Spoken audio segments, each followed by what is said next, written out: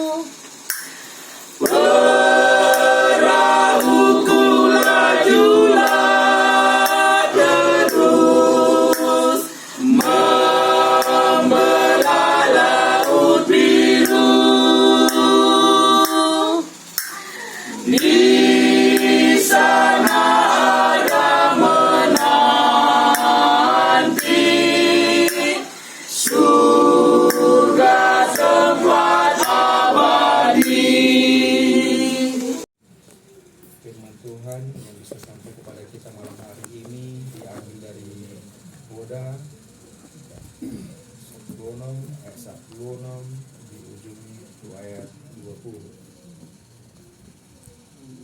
Saja mamang inang masih kata sore. Udah sengaja Salomo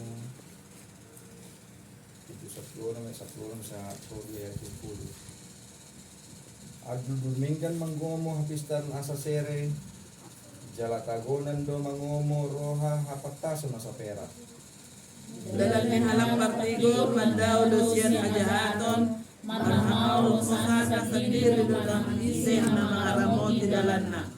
Matua gijang roha do patujulun ni hajepol jalati bon diri patujulun hati gangang.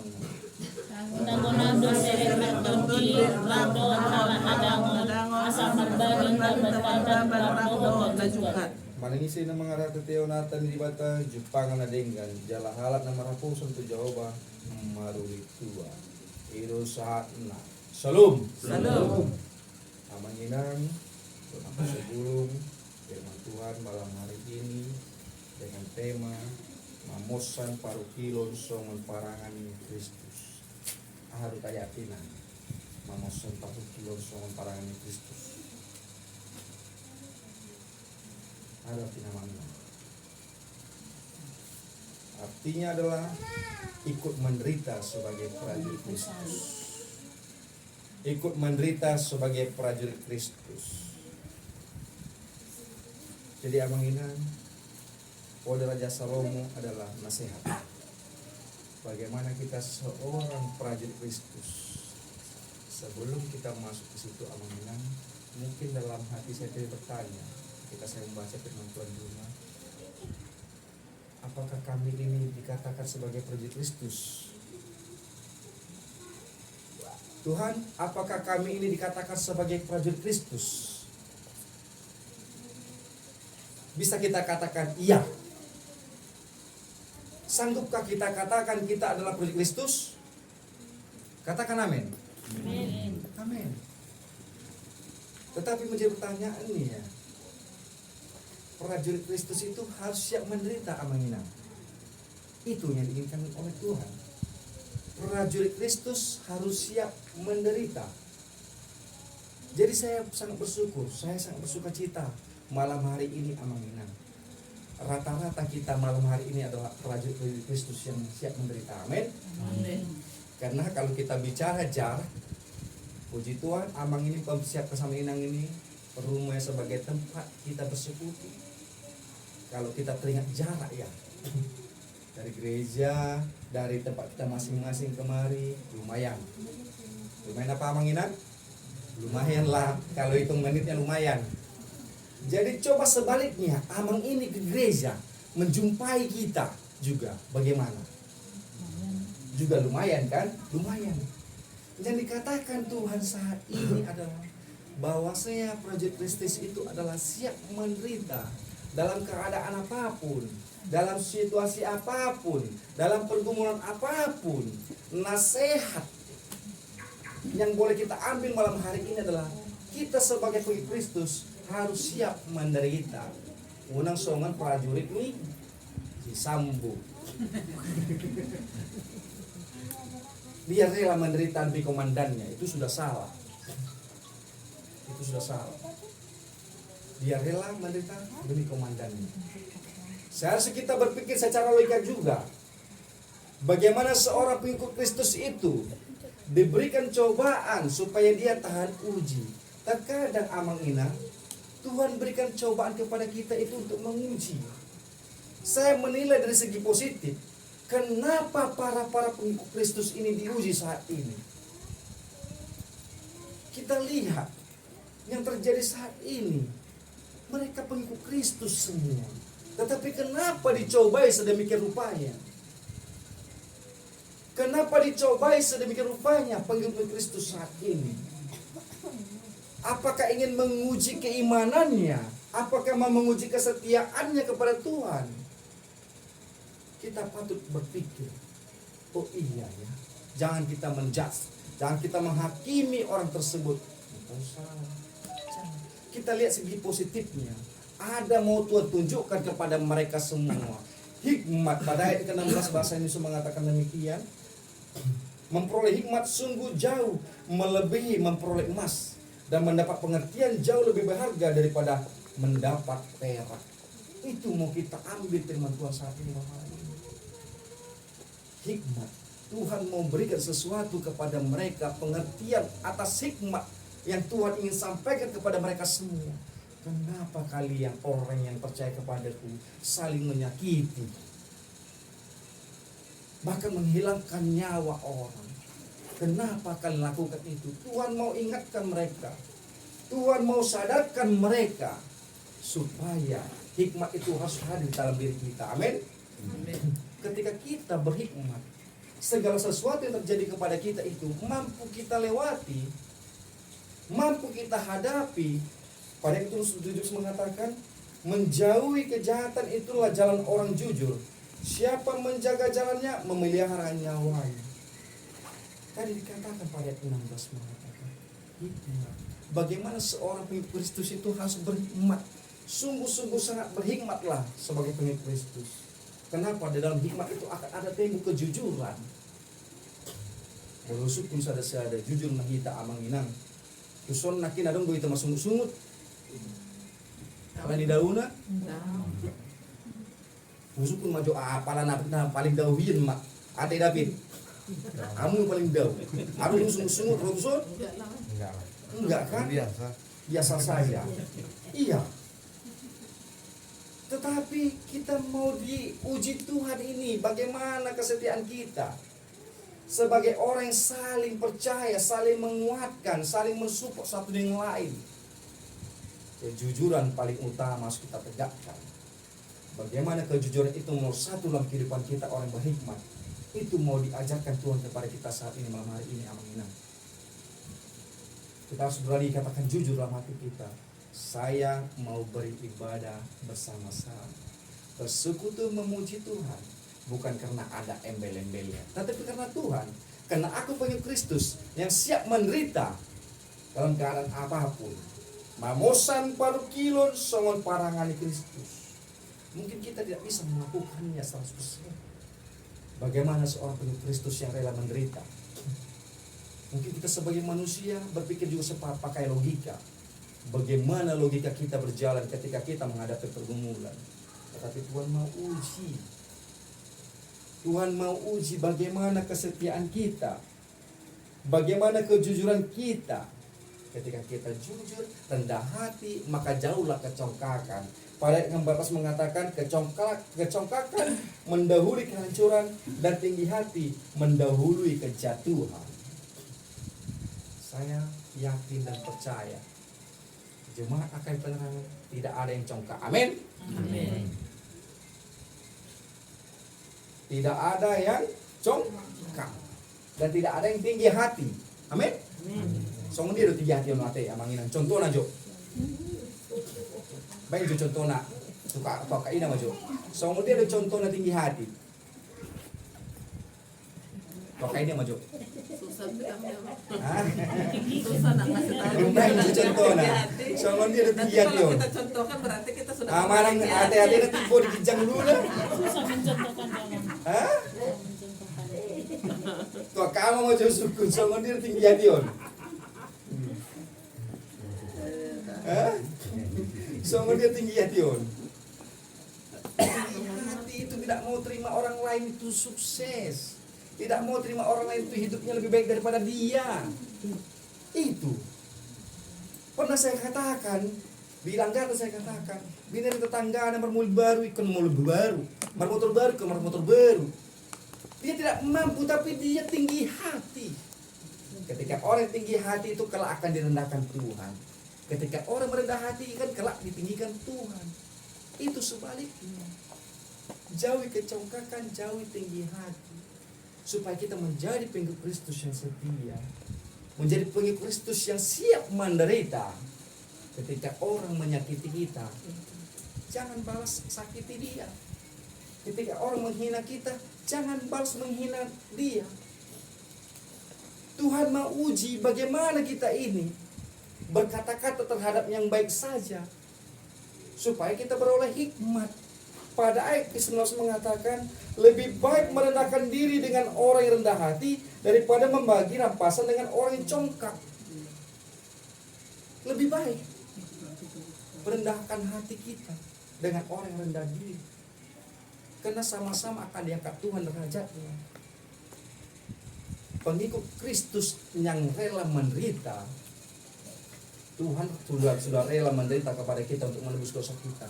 Bagaimana kita sebagai pengikut Kristus harus juga dengan ketaatan kesetiaan kita juga harus siap rela menderita. Pergumulan yang kita hadapi masih kecil dibandingkan apa yang dihadapi Tuhan Yesus. Kalau kita berbicara demikian, masih begitu kecil kita hadapi pergumulan ini, amin. Karena Tuhan katakan, tidak akan kucobai engkau melebihi ke batas kemampuanmu. Ya kan? Ya.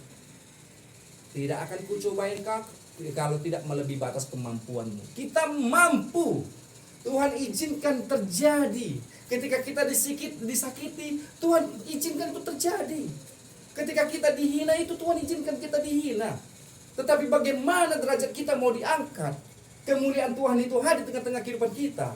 Ketika engkau dihina, ketika engkau disakiti, jangan balas sakiti, jangan balas hina lagi mereka. Doakan saja mereka. Tuhan katakan, ketika engkau tidak mampu mengampuni, ya doakan saja mereka. Jangan balas sakiti, jangan balas hina. Karena kalau kita balas, kita sama seperti mereka. Sama dengan kecongkakannya, sama dengan ketinggi hatiannya, sama kita menjadi perilaku yang tidak jujur di depan Tuhan. Aku mengampuni engkau cuma sebatas di mulut. Tetapi hati kita, aku mengampuni engkau karena Kristus telah mengampuni aku lebih dulu. Cuma perkataan di mulut kadang-kadang kita ucapkan, tetapi dalam hati kita Tuhan melihat kejujuran engkau, kejujuran kita yang paling utama yang mau dilihat Tuhan. Bagaimana kita menyikapi bahwasanya kita sebagai pengikut Kristus yang rela menderita. Pada ayat ke-20 mengatakan demikian, siapa memperhatikan firman akan mendapatkan kebaikan, dan berbahagialah orang yang percaya kepada Tuhan. Setiap kita hari Minggu mengatakan, berbahagialah orang yang mendengar firman Tuhan serta yang melakukannya. Serta yang melakukannya. Kita dengar firman Tuhan, dengar firman Tuhan. Kita harus mampu melakukannya. Kita harus mampu menjadi pengikut Kristus. Yang telah kita dengarkan firman Tuhan, kita lakukan. Jangan pula kita dengar ke telinga kanan, keluar telinga kiri. Tidak masuk sedikit pun. Banyak itu terjadi. Maka Tuhan katakan, dengarlah. Banyaklah dengar kalian, tapi sedikitlah berbicara. Boleh kita banyak mendengar, tetapi ketika kita mau berbicara, sedikit saja. Biar hikmat itu hadir dalam diri kita. Dengar kita boleh, tapi dengar yang positif. Kalau dengar yang negatif, lebih tahan lagi lah kita. Dengar positif aja kita harus tahan berbicara. Apalah lagi dengar yang negatif. Ya kan? Sama seperti halnya ketika saya menyampaikan, inang, on adong barita na berbegenda, masalah rahasia on, itu inang on. Ya kan? Inang ini dengar, tapi tidak mampu menahannya. Sampaikan lagi inang ini. Oh, inang ini apa lagi? Kemana-mana pun dia pasti cerita. Yang A dan B itu pasti berbeda tujuannya. Pembicaraan udah berbeda, tambah lagi C, tambah lagi D, apalagi ketemu lagi mama itu tukang gosip. Aku tahu, dan bino to besok dia mesti beritai. Satu dia merahasi. Cuma keinang ya aku kasih tahu ini rahasia ya. Datang hilang itu, cuma keinang aja aku kasih tahu rahasianya. Datang hilang nih, apa tadi rahasianya? Tambah memusuhi rahasia ini. Tambah bumbunya. Bertambah bumbunya lagi. Bagaimana pengikut Kristus itu rela menderita. Itu kekonyolan. Itu kesalahan kita menginang. Aku rela menderita sebagai pengikut Kristus. Tetapi dia tidak sanggup melakukan kehendak Kristus, melakukan kehendak Tuhan. jangan engkau bersaksi dusta. Tetapi engkau lakukan saksi dusta. Jangan engkau bersaksi dusta. Tetapi ketika tadi ini rahasia ya, ini rahasia. Tidak akan ada yang mampu menahan rahasia itu ketika dicecar terus dicecar. Apa sebenarnya rahasianya inang? Eda, aduh rahasia ada sesitong. Pasti itu pertanyaan dari diri kita sendiri. Puji Tuhan amang inang. Semakin kesini jemaat Akai Penerangan semakin bertumbuh dalam iman. Amin. Amin. Semakin kesini bertumbuh dalam iman. Saya bisa rasakan itu amang inang. Setiap kita pertanyaan datang, setiap kita ditunjuk untuk berdoa, tidak pernah menolak. Tuhan, inilah kami jemaat Akai Penerangan yang begitu disuruh berdoa saja dia langsung mau. Banyak orang ketika ditunjuk untuk berdoa masih bali-balian, tuhuma. Tetapi saya bersyukur makin kesini. Tadadu tahun pengikut Kristus. Amin. Amin. Itu tanda kita menjadi pengikut Kristus yang senantiasa taat dan setia. Dalam setiap penderitaan kita juga Tuhan akan cobai kita, Tuhan akan uji bagaimana ketaatan dan kesetiaan kita. Tadi kunci tadi amang inang berhikmat, berkata-kata jujurlah, berbuatlah jujur, jangan congkak, jangan tinggi hati. Itulah menjadi syarat sebagai pengikut Kristus. Pasti kita tahan dalam setiap penderitaan ketika kita mampu melakukan itu semua. Apalagi yang tinggi-tinggi hati. Jangan lakukan amang inang. Jangan pernah kita lakukan. Tinggi hati itu sangat melukai diri kita sendiri nantinya. Ketika kita tidak mampu menguasai pikiran kita, maka itu akan melukai hati kita, melukai juga pikiran kita. Jadi jauhkanlah yang namanya congkak, tinggi hati, jauhkanlah. Supaya kiranya kita menjadi pengikut Kristus yang setia. Supaya kita menjadi pengikut Kristus, saksi-saksi Kristus yang rela menderita dalam setiap pergumulan kita hadapi, dalam setiap apapun yang kita hadapi hari demi hari, baik itu pergumulan ekonomi, pergumulan pendidikan anak kita, pergumulan pekerjaan anak-anak kita, pergumulan pekerjaan suami kita, pergumulan pekerjaan istri kita, di rumah tangga, bagaimana? Yakin dan percayalah. Kalau kita mampu melakukan apa yang dikehendaki Tuhan Yesus pada kita saat ini, maka itu bisa kita hadapi. Satu persatu pergumulan itu bisa kita lewati. Bukti apa amang inang? Hari Minggu kita telah beribadah di gereja. Senin, Selasa, Rabu kita mampu hadapi. Bahkan besok Kamis juga kita mampu akan hadapi. Karena kenapa? Tuhan sertai kita 1 kali 24 jam sampai ketemu pagi lagi, ketemu malam lagi. Tuhan sertai kita. Bagaimana dengan kita ini? Kita sebagai pengikut Kristus lakukan yang terbaik. Lakukan yang terbaik dalam hidup kita dalam satu hari itu. Dalam satu hari itu kita lakukanlah yang dikehendaki Tuhan Yesus tadi. Tidak congkak, tidak tinggi hati, tidak menjelek-jelekkan.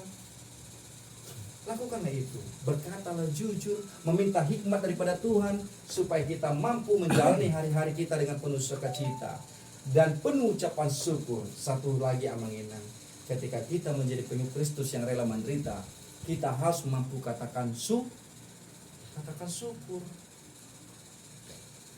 Orang menderita amang, kayak mana orang mengatakan dalam penderitaan mengatakan syukur? Kadang itu menjadi pertanyaan bagi kita semua. Dalam keadaan menderita amang, kok kita harus dituntut untuk bersyukur? Penderitaan datang dari siapa? Tuhan mengetahui tidak kita mengalami penderitaan? Tahu kan? Tuhan pasti mengetahui kita mengalami penderitaan. Jadi kenapa kita mesti ragu dan khawatir ketika penderitaan itu hadir dalam diri kita, dalam keluarga kita? Kenapa kita mesti khawatir? Kenapa kita mesti takut? Karena segala sesuatunya itu Tuhan telah adakan, Tuhan telah izinkan. Seizin Tuhan semua yang terjadi dalam hidup kita ini, bahkan napas kita pun seizin Tuhan. Jadi kenapa kita mesti takut dan khawatir? Menjadi pengikut Kristus yang rela menderita, sama seperti yang tadi kita katakan. bahwa pengikut-pengikut Kristus itu pengikut-pengikut yang taat dan setia. Jangan lupakan syukur kita kepada Tuhan. Karena dalam setiap penderitaan kita harus dituntut untuk bersyukur. Syukur Tuhan, aku mengalami penderitaan ini supaya aku semakin dewasa lagi. Syukur Tuhan, aku mengalami pergumulan ini Tuhan, bahwa saya anak-anakku membangkang saat ini kepadaku Tuhan. Syukur Tuhan, karena Engkau ajarkan aku untuk lebih bersabar. Gitu kan? Syukur Tuhan, ketika suamiku marah-marah di rumah, syukur Tuhan, karena Engkau ingatkan aku sebagai ibu rumah tangga yang akan lebih lagi membuat rumah tangga ini semakin indah. Itu pernah tidak kita dengar bapak-bapak mengatakan, syukur Tuhan, inataku ngemuruk-muruk ujian. Seharusnya kita juga mampu katakan itu. Kenapa akaina muruk-muruk jabu? Kita harus ingat juga alaniahado. Tidak akan mungkin seorang ibu marah kepada bapak kalau tidak ada sesuatu yang begitu urgent. Pasti kita patut katakan syukur juga. Syukur Tuhan, karena aku sebagai suami Engkau ingatkan kembali Tuhan bahwa saya tanggung jawabku membahagiakan istriku. Itu sebagai suami, juga sebagai istri, juga sebagai anak. Ketika anak dimarahi orang tuanya, kita mau menjadi pengikut Kristus yang rela menderita ini amang inang. Ketika anak juga dimarahi orang tuanya, kedua orang tuanya, harus mampu katakan syukur. Syukur Tuhan, orang tuaku memarahiku saat ini, karena dengan mereka marah, Tuhan ingatkan aku betapa kasih orang tua itu tidak mampu terselami. Kasih orang tua itu sepanjang masa untuk mendidik dan membimbingku. Amin. Amin. Itu. Jadi dalam setiap penderitaan pun kita ucap syukur. Karena firman Tuhan saat ini sangat kita harus renungi. Dengar firman Tuhan. Dengar firman Tuhan. Dengarlah dalam telinga, melalui telingamu, masuk ke dalam hati kita, masuk ke dalam pikiran kita, kita lakukan, kita refleksikan dalam kehidupan kita sehari-hari. Maka berkat Tuhan itu akan mengalir kepada kita senantiasa. Saya yakin percaya itu. Ketika kita mampu mendengar, karena Tuhan janjikan berbahagialah orang mendengar firman Tuhan serta yang melakukannya, yang meliharanya. Tuhan akan berkati senantiasa orang-orang tersebut. Kita lalu kita katakan, berbahagialah kita mendengar firman Tuhan dan melakukannya. Ayo sama-sama kita melakukan kebenaran firman Tuhan. Itu yang diinginkan oleh Tuhan Kristus kita saat ini. Karena dalam setiap penderitaan pasti ada hikmat yang Tuhan berikan kepada kita. Sama seperti yang pengikut Kristus yang setia dalam setiap apapun pergumulan, dia akan mampu melaluinya. Biarlah firman Tuhan malam hari ini semakin meneguhkan keimanan kita, kesetiaan kita, juga kerendahan hati kita, amang inang, supaya kita tidak menjadi orang yang congkak dan tinggi hati ketika kita bergumul, ketika kita menghadapi hari-hari kita. Supaya kiranya hikmat Tuhan itu hadir di tengah-tengah kehidupan kita. Amin. Mari kita berdoa. Tuhan Allah Bapa